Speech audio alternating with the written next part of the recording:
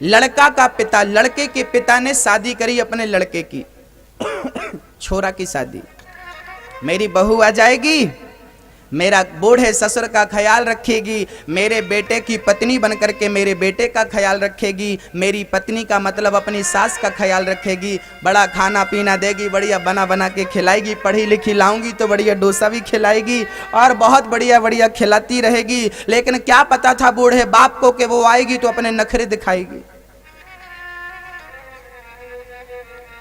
एक बात बताओ, लड़के का पिता जब शादी करता है अपने लड़के की तो क्या सपने में सोचता है कि मेरी बहू मुझे मारेगी, मेरी बहू मुझे आंख दिखाएगी, मेरी बहू मुझे डांटेगी?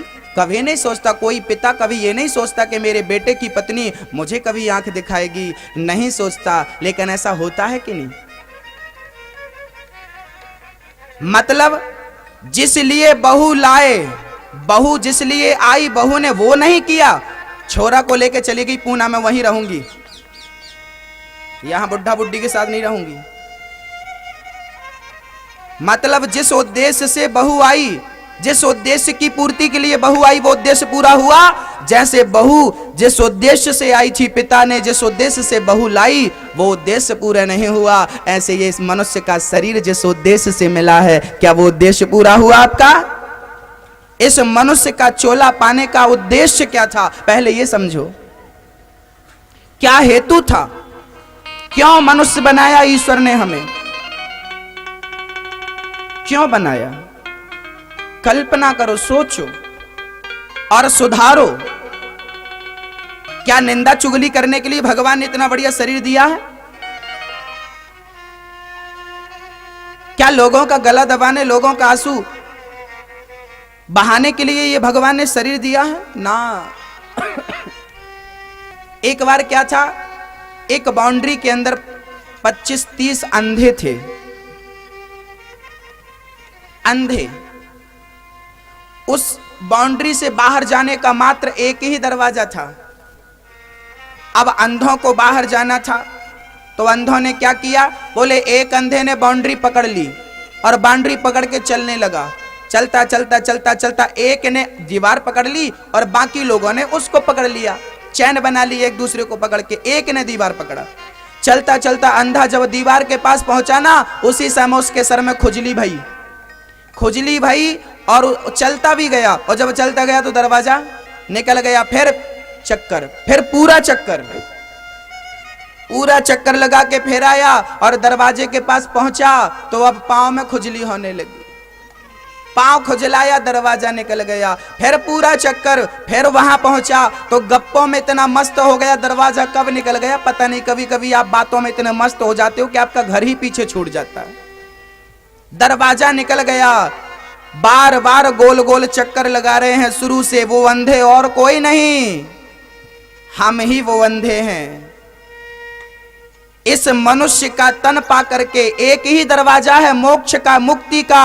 अरे मनुष्य का तन पाना मतलब मोक्ष का दरवाजा पा लेना। दरवाजा तुम्हारे पास है मोक्ष का, लेकिन तुम खुजली को खुजलाने में लगे हो। ये खुजली क्या, विषयों की खुजली, वासनाओं की खुजली, खुजलाने में तुम मस्त हो और तब तक मोक्ष का दरवाजा ही हाथ से। आपने ये मनुष्य का जो चोला पाया है ना, यही दरवाजा है मोक्ष का। इस शरीर से ही इस दरवाजे को पार किया जा सकता है, मोक्ष तक पहुंचा जा सकता है। लेकिन हम खुजली को खुजलाने में, वासनाओं की खुजली, हमको कहां फुर्सत धरी है? आपको पैसा कमाने से फुर्सत नहीं है, शराब पीने से, सुरा सुंदरी से फुर्सत नहीं है। जब सुरा और सुंदरी से समय निकले तब तो भगवान की ओर, उद्देश्य की पूर्ति की ओर हम बढ़े। क्या बताएं, जिस उद्देश्य से आए वो रह गया, रह गया ना। अभी भी कुछ नहीं बिगड़ा, अभी भी कर लो, अभी भी भजन करके आत्म कल्याण करने की कोशिश कर लो। जिस परमात्मा को हृदय में बिठाना चाहिए उसको आपने बिठाया ही नहीं। आप लोगों के हृदय में क्या है मैया? मैया, ओ प्यारी मैया, क्या है आपके हृदय में? बताओ, यहां क्या है हृदय में? किसको बिठा रखा है आपने? चलो मैं बताता हूं। एक बार यहां जूनी इंदौर का एक सज्जन गया रेलवे स्टेशन, उसको दिल्ली जाना था। 4-5 लोग गए। एक सज्जन रेलवे स्टेशन में पहुंचा ही था कि ट्रेन जाने लगी। अब ट्रेन जब चली तो वो लगा दौड़ने, रुको रुको रुको। पर ट्रेन भला कैसे रुके? लगा पीछे पीछे दौड़ने। अब पीछे वाले डिब्बे पर कुछ यात्री लटक रहे थे। देखा होगा ट्रेन में दरवाजे में कुछ नौजवान लोग लटके रहते हैं। उन नौजवान लोगों ने उस दौड़ते हुए यात्री को देखा, लगता है इसकी ट्रेन छूट गई। अब यात्रियों ने कहा दौड़ो और तेज, शेर के बच्चे हो दौड़ो। उसने और तेज दौड़ लगाई। यात्रियों ने थोड़ा आगे बढ़कर के उसको पकड़ा और पकड़ के जोर से मारा धक्का और गेट के अंदर कर लिया। अब वो आदमी लंबी लंबी सांस लेता हुआ उदास हो गया, जिसको ट्रेन मिल गई, जो दौड़ रहा था। यात्रियों ने बोला भाई ट्रेन मिल गई, उदास क्यों है, प्रसन्न हो। उस आदमी ने कहा भैया हम तो जिसको बिठाने आए थे ट्रेन में वो तो स्टेशन में ही रह गए। तो तू बैठने नहीं आया क्या? नहीं नहीं नहीं, मैं बैठने नहीं आया था, मैं अपने यात्रियों को बिठाने आया था। तो तू क्यों बैठ गया? बोले आपने तो बोला था शेर का बच्चा है, तो मैंने दौड़ लगा दी। आग लगे तेरे शेर के बच्चे में। ऐसा बच्चा शेर का जिसको बिठाने आया वो पीछे रह गया।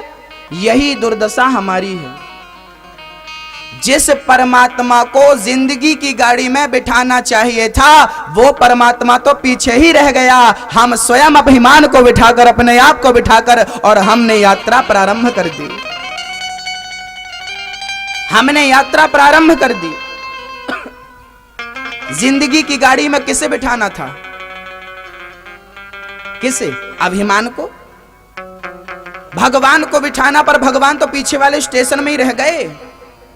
अभिमान को बिठा दिया, मैं मुझे नहीं जानता।